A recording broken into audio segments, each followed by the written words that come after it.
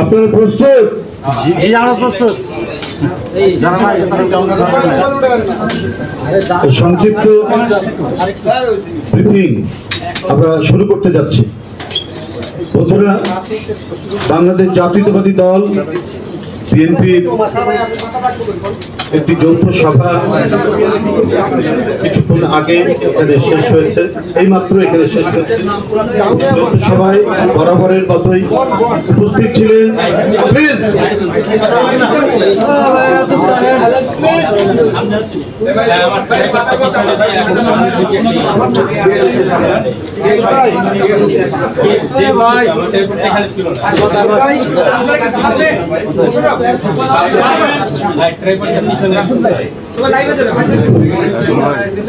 যৌথ সভায় বরাবরের মতো উপস্থিত ছিলেন দলের যুগ্ম মহাসচিব বৃন্দ, অঙ্গ সংগঠনের সভাপতি, সাধারণ সম্পাদক, আহ্বায়ক, সদস্য সচিব, ঢাকা মহানগরীর নেতৃবৃন্দ। যৌথ সভায় উপস্থিত ছিলেন দলের সম্মানিত জাতীয় স্থায়ী কমিটির সদস্য মির্জা আব্বাস, জাতীয় স্থায়ী কমিটির সদস্য বাবু গয়েশ্বরচন্দ্র রায়। যৌথ সভাটি দলের সংগ্রামী মহাসচিব মির্জা ফখরুল ইসলাম আলমগীরের সভাপতিত্বে অনুষ্ঠিত হয়েছে। আপনারা জানেন, এদেশের এক সংগ্রামী সিপাহ সালার, যিনি শোকে সংকটে জাতির ক্রান্তি লগ্নে গণতন্ত্র পুনরুদ্ধার এবং স্বাধীনতা সার্বভৌমত্বের একমাত্র ভাষ্যকার, একমাত্র সাহসী কণ্ঠস্বর তিনি দেশনেত্রী বেগম খালেদা। আজকে জাতীয় আন্তর্জাতিকভাবে টার্গেট করে তাকে মিথ্যা মামলায় সাজা দিয়ে দীর্ঘদিন ধরে তিনি কারান্তরীণ রয়েছেন, এখনো তিনি বন্দী রয়েছেন। তার যে উন্নত চিকিৎসা, সেখানে তারা বাধাগ্রস্ত করছে। তাকে ক্রমাগতভাবে দুনিয়া থেকে সরিয়ে দেওয়ার নানা ধরনের নীল নকশা প্রণয়ন করছে সরকার, এবং সেই নীল নকশা বাস্তবায়নের তারা কাজ করে যাচ্ছে।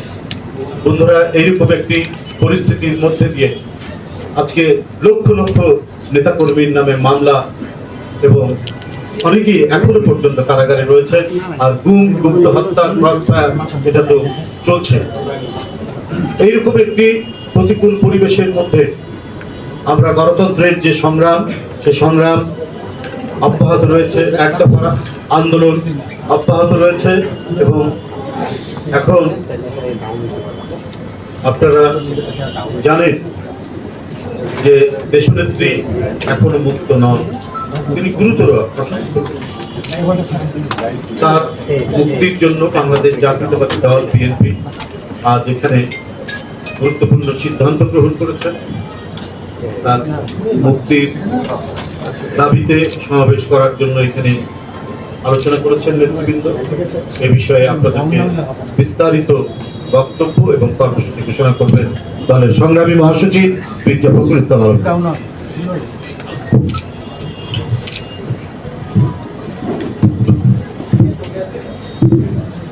বিসমিল্লাহির রহমানির রহিম।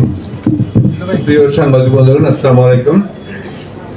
আপনারা ইতিমধ্যেই আমাদের আজকের যে যৌথ সভা আমরা করেছি, তার কারণ সম্পর্কে আপনারা জানতে পেরেছেন। আমি আপনাদেরকে আরেকটু জানাতে চাই যে আমাদের গত পরশু, অর্থাৎ সেটা আপনার 24শে জুন আমাদের জাতীয় স্থায়ী কমিটির সভায় যে সিদ্ধান্ত হয়েছে, সেই সিদ্ধান্তের প্রেক্ষিতেই আজকে আমরা এখানে এই সভাটি অনুষ্ঠান করেছি। আপনারা জানেন, আমি পুনরাবৃত্তি করতে চাই না যে বাংলাদেশের জনগণের সবচেয়ে প্রিয় নেতা এবং বাংলাদেশের স্বাধীনতা সার্বভৌমত্বের অতন্ত্র প্রহরী, তিনি এই প্রশ্নে কোনোদিন কোনো আপোষ করেন নাই।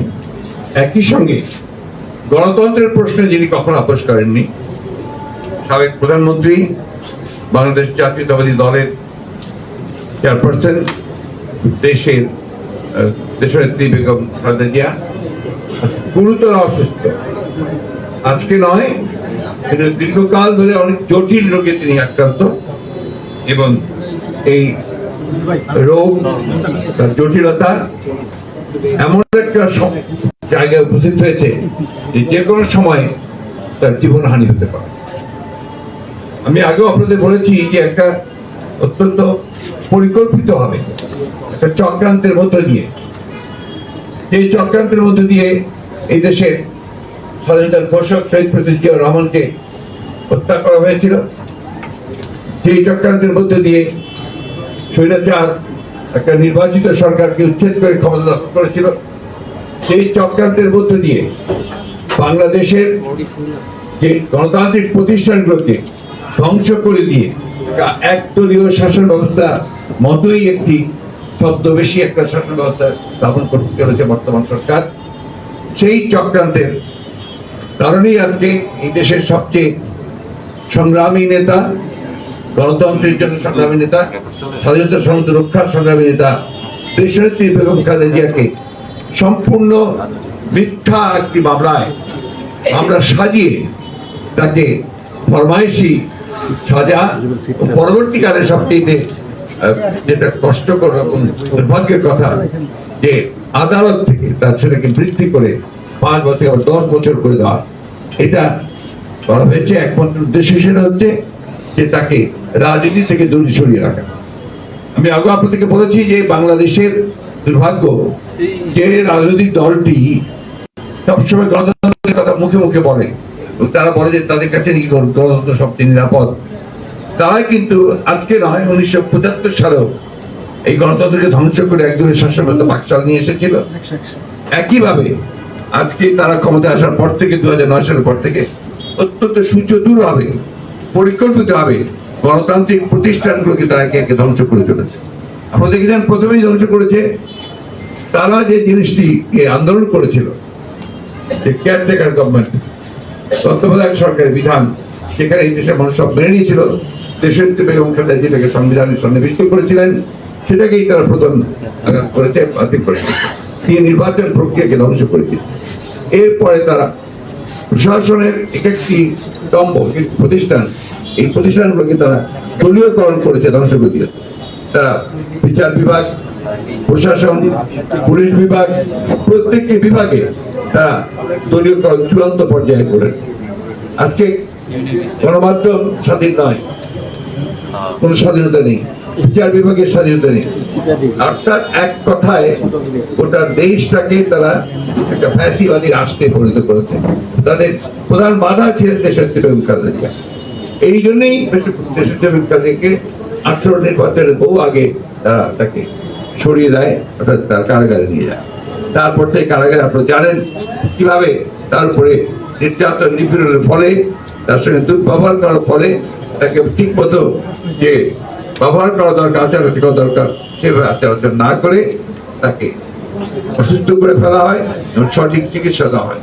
পরবর্তীকালে পিজি হাসপাতালে নিয়ে আসার পরেও একই ঘটনা ঘটেছে। পরে জনমতের চাপে এবং আন্তর্জাতিক বিশ্বের চাপে যখন তাকে তারা সেই অবস্থা থেকে তার বাসায় পাঠাতে বাধ্য হয়েছে, সেই সময়ও তারা কিন্তু তার বাইরে গিয়ে চিকিৎসা নিষিদ্ধ করেছে, শর্ত আরোপ করেছে এবং একই সঙ্গে আপনার ঢাকায় তার চলাচল রাজনীতি থেকে দূরে সরে রাখা হয়েছে। আজকে সেই কারণেই আজকে বাংলাদেশের গণতান্ত্রিক আন্দোলন প্রচন্ড রকমের ব্যাহত হয়েছে।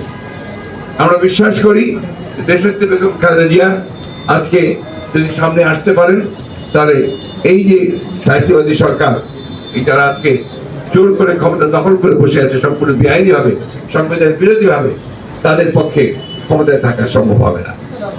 আজকে দেশনেত্রী বেগম খালেদা জিয়া মৃত্যুর সঙ্গে পাঞ্জা লড়ছেন। আপনারা জানেন যে প্রায় কিছুদিন পর পর থেকে হাসপাতালে আসতে হয়।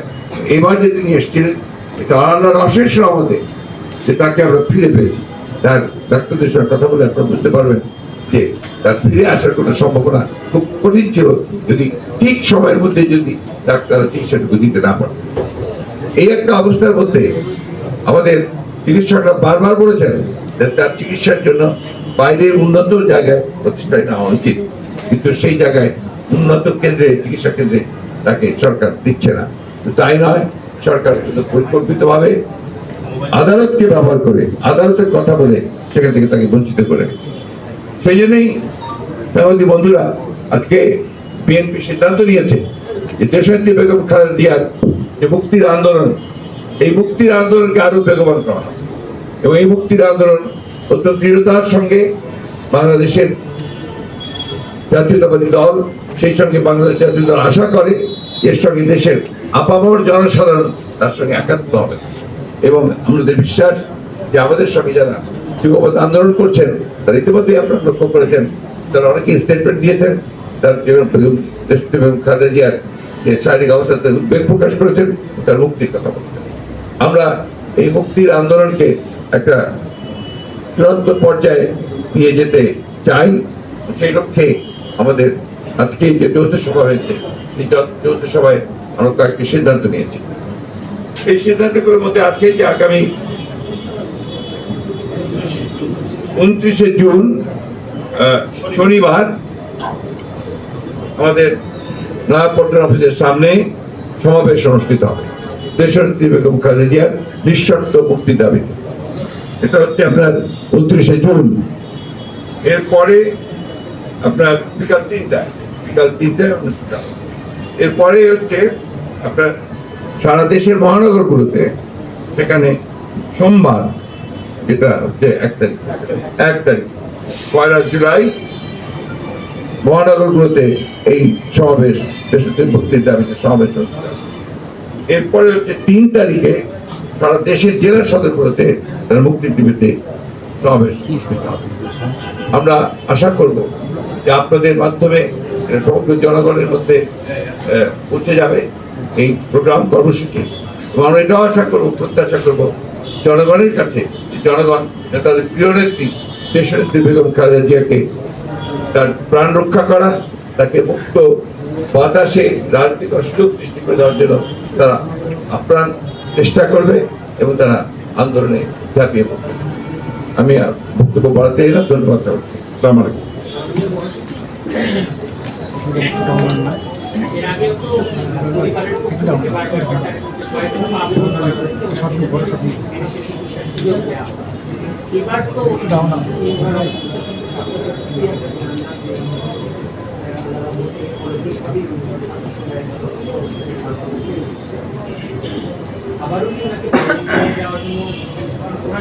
আমরা এই আবারের ভিতর আমি আপনাকে বলি, আমরা এই মুহূর্তে এই বিষয়ে কথা বলবো। আমাদের এখন একটি আপনার দাবি, সেই দাবিটি হচ্ছে যে আমরা দেশনেত্রী বেগম খালেদা জিয়ার নিঃশর্ত মুক্তি চাই। কারণ তাকে সম্পূর্ণ অন্যায়ভাবে আটক করা হয়েছে। এটা আইন বিরোধী, এটা সংবিধান বিরোধী। আপনার যে কোনো সাধারণ একজন মানুষ যদি আপনার 5 বছরের সাজা হয়, সেই সাথে সাথে জামিন পেয়ে যায়। আপনি ইতিমধ্যে দেখেছেন আমাদের দলেরই যারা আপনার অনেকে আছেন, যাদেরকে আপনার 13 বছর, 14 বছর, 9 বছর সাজা হয়েছে, তাদেরকে জামিন দেওয়া হয়েছে। এবং আওয়ামী লীগের প্রায় প্রত্যেকটা নেতাকে মুক্ত করে দেওয়া হয়েছে। তাদেরকে এই ধরনের আপনার যাওয়ার পরে তাদেরকে মুক্তি দেওয়া হয়েছে, মন্ত্রিত্ব পেয়েছেন, এমপি নমিনেশন পেয়েছেন। তাহলে শুধুমাত্র দেশনেত্রী বেগম খালেদা জিয়ার ব্যাপারেই এটা অর্থই হচ্ছে এই আইনটা প্রয়োগ, তারা বিধানটাকে প্রয়োগ করার চেষ্টা করছেন। আসলে এই ধরনের কোনো বিধানও কিন্তু নেই। আপনি জামিন দিতে পারবেন না, এটা একেবারেই কোনো বিধান নেই। এটা তার প্রাপ্য, এটা তার কনস্টিটিউশনাল রাইট। কারণ এখনো কিন্তু তার মামলা সুপ্রিম কোর্টে যায়নি, সুপ্রিম কোর্টের কাছে পেন্ডিং আছে এখন। সুতরাং এই বিষয়টা অত্যন্ত গুরুত্বপূর্ণ যে তারা অত্যন্ত পরিকল্পিতভাবে তাকে এই কারাগারে আটক করে রাখছে, যে সম্পূর্ণভাবে বেআইনি। আমরা বিষয়ের মধ্যে আছে, বিশেষ করি আপনার দেখবেন যে কারা কারা জামিন পেতে পারে। সেখানে বলা আছে যে বয়স্ক মহিলা, অসুস্থ মানুষ, সবাই তারা জামিনযোগ্য, যত বড় মামলাই হোক।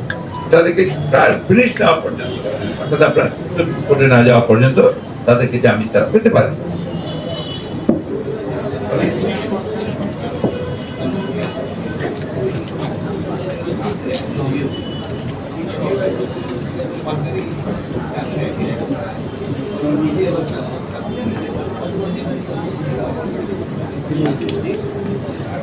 जी जी जी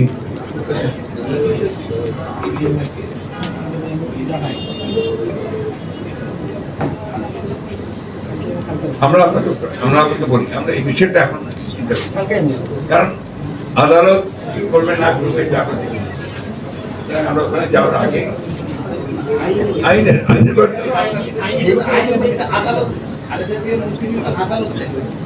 না আমি ফেরত করছি না, আপনি বলছেন না 401 আমরা বহুবার বলি, কিন্তু ওটা তো নির্ভর করবে সরকারের উপর। আমরা সেই জন্যই সরকারের উপরেই চাপটা সৃষ্টি করছি।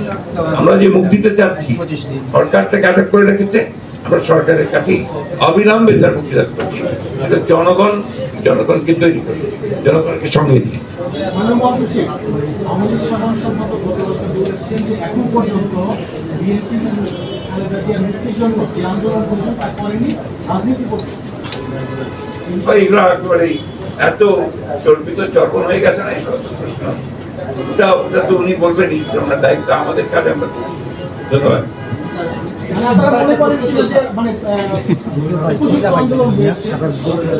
ভাই উপযুক্ত আন্দোলন হয়েছে হইলে তো আপনারা দেখবেন সামনে। ধন্যবাদ। সেটা হচ্ছে স্যার আমরা দেখলাম দেখুন যে উনি তো প্রধানমন্ত্রী ছিলেন, বিরোধী নেত্রী এবং বিএনপি চেয়ারম্যান। উনি যখন রাত্রিতে আর্থিকে শুরু করে